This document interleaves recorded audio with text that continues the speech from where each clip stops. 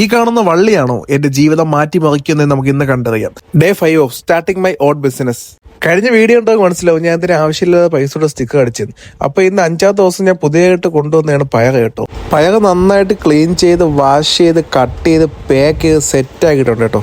Set fresh vegetable. അപ്പൊ ഇന്ന് വന്നിരിക്കുന്നത് നമ്മുടെ കിള്ളിപ്പാലത്താണ് കേട്ടോ. കരമയിൽ നിന്ന് ബാലരാമപുരത്തോട്ട് പോകുന്ന വഴിയുള്ള കിള്ളിപ്പാലത്താണ് ഞാൻ നിൽക്കുന്നത്.